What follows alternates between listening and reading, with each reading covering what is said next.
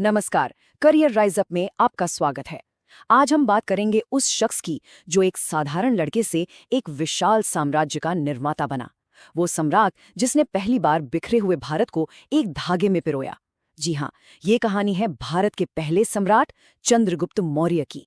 लेकिन सवाल ये उठता है कि एक गुमनाम नौजवान जिसकी कोई खास पहचान नहीं थी, वो आखिर भारत का पहला सम्राट बना कैसे? वो कौन सी चिंगारी थी जिसने एक ऐसी ज्वाला भड़काई जिसने इतिहास की धारा को ही हमेशा हमेशा के लिए बदल दिया?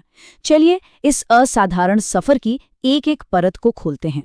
तो इस सफर में हम चंद्रगुप्त के जीवन के हर अहम पड़ाव से गुजरेंगे।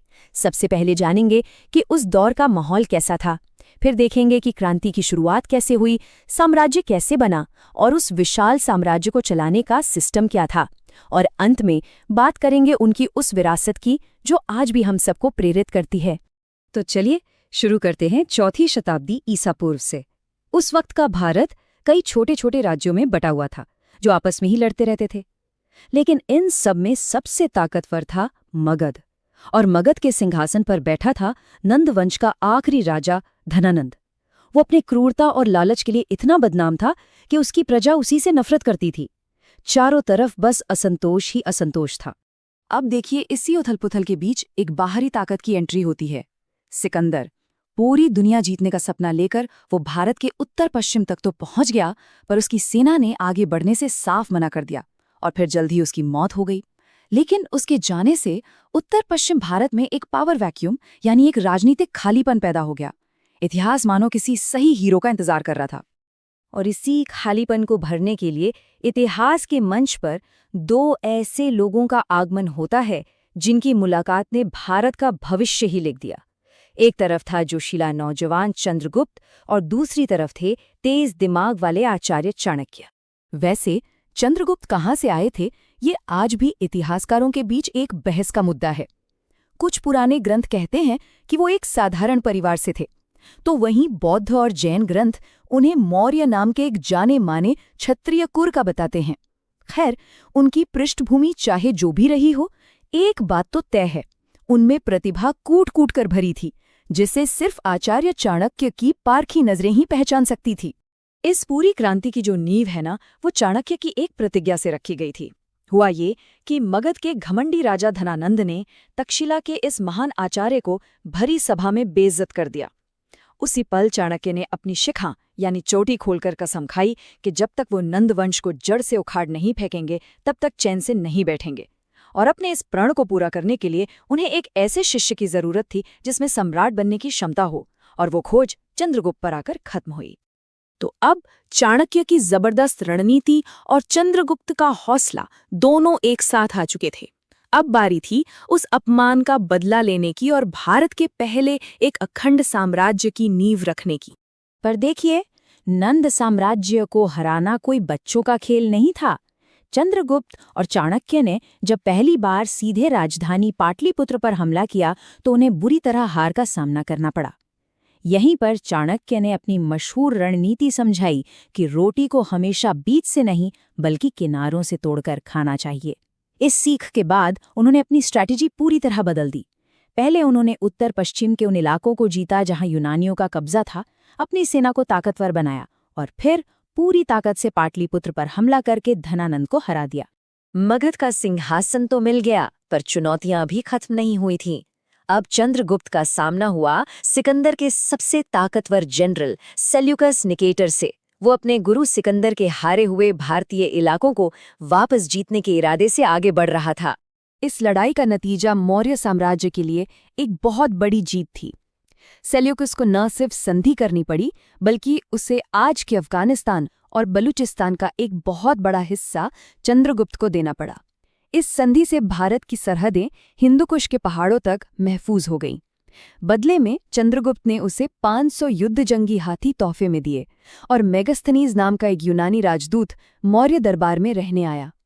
ये सिर्फ एक सैन्य जीत नहीं थी, ये चंद्रगुप्त की जबरदस्त कूटनीति का भी सबूत था। देखिए, साम्राज्य जीत लेना एक बात है, पर इतने बड़े इलाके पर अच्छे से शासन करना, उसे एक बनाकर रखना, ये कहीं ज्यादा मुश्किल काम है। तो अब देखते हैं कि मौर्य साम्राज्य का एडमिनिस्ट्रेटिव सिस्टम कितना शानदार और अपने समय से कितना आगे था। जरा सोचे, 6 लाख पैदल सैनिक, ये इतनी बड़ी फौज थी कि उस दौर की दुनिया की कोई भी महाशक्ति उससे टकराने से पहले 100 बार सोचती। ये विशाल सेना न सिर्फ साम्राज्य की सरहदों की हिफाजत करती थी, बल्कि अंदरूनी शांति बनाए रखने के लिए भी बहुत जरूरी थी। और इसमें मिला दीजिए 9,000 जंगी हाथी। ये उस जमाने के चलते फिरते टैंक्स थे जो दुश्मन की किसी भी फौज को रौंद सकते थे। यही सैन्य ताकत मौर्य साम्राज्य के टिके रहने का सबसे बड़ा कारण थी। तो इतने बड़े साम्राज्य को चलाया कैसे जाता था? इसका जवाब मिलता है कौटिल्य के अर्थशास्त्र में दिए गए सप्तांग सिद्धांत से। इस थ्योरी के मुताबिक एक राज्य शरीर की तरह होता है, जिसके 7 सबसे जरूरी अंग होते हैं: राजा, मंत्री, प्रजा, किला, खजाना, सेना और दोस्त। जब तक ये 7 अंग ठीक से काम करते हैं, राज्य मजबूत और खुशहाल रहता है। मौर्य प्रशासन वाकई में बहुत व्यवस्थित था। अर्थव्यवस्था का आधार खेती थी, जिस पर एक प्रॉपर टैक्स सिस्टम लागू था। व्यापार के लिए स्टैंडर्ड सिक्के चलते थे।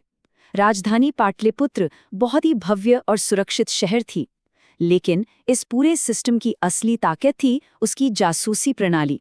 पूरे साम्राज्य में फैले जासूसों का नेटवर्क किसी भी विद्रोह को सिर उठाने से पहले ही कुचल देता था। यही नहीं, सिविल और क्रिमिनल मामलों के लिए अलग अलग अदालतें होना उस जमाने के हिसाब से एक बहुत बड़ा सुधार था। अब सोचिए, एक इंसान अपने जीवन के सबसे ऊंचे मकाम पर है, उसका साम्राज्य लगभग पूरे भारत में फैल चुका है और उसे चुनौती देने वाला कोई नहीं है। तब चंद्रगुप्त ने एक ऐसा फैसला लिया जिसने सबको हैरान कर दिया। उस महान सम्राट ने अपनी मर्जी से अपना सिंहासन अपने बेटे बिंदुसार को सौंप दिया और खुद जैन गुरु भद्रबाहु के शिष्य बन गए। उन्होंने राजसी कपड़े उतार फेंके और एक आम भिक्षु की तरह दक्षिण भारत में श्रवण बेलगोला चले गए। और वहीं उन्होंने सल्लेखना का पालन किया, जो जैन धर्म में मोक्ष पाने की एक प्रक्रिया है, जिसमें स्वेच्छा से अन्न जल त्याग कर देह का त्याग किया जाता है। तो सवाल यह है कि चंद्रगुप्त मौर्य अपने पीछे क्या छोड़कर गए? उनकी विरासत सिर्फ जीती हुई लड़ाइयों या जीते हुए इलाकों की कहानी नहीं है, बल्कि ये उससे कहीं ज्यादा बड़ी और गहरी है। उन्होंने भारत को पहली बार एक राजनीतिक शक्ति के रूप में एकजुट किया, बाहरी ताकतों को हराकर देश की सरहदों को सुरक्षित किया और एक ऐसा मजबूत प्रशासनिक सिस्टम बनाया जो आने वाली सदियों तक भारत के राजाओं के लिए एक मिसाल बना रहा। असल में उन्होंने वो मजबूत नींव रखी जिस पर उनके पोते सम्राट अशोक ने एक शानदार इमारत खड़ी की। इसीलिए मशहूर इतिहासकार R.K. मुखर्जी उन्हें भारतीय साम्राज्यवाद का संस्थापक कहते हैं, और ये उपाधि उनके ऐतिहासिक कद को बिल्कुल सही तरीके से बयां करती है। चंद्रगुप्त की कहानी सिर्फ एक राजा की जीत की कहानी नहीं है, बल्कि ये एक विचार के जन्म की कहानी है, अखंड भारत का विचार।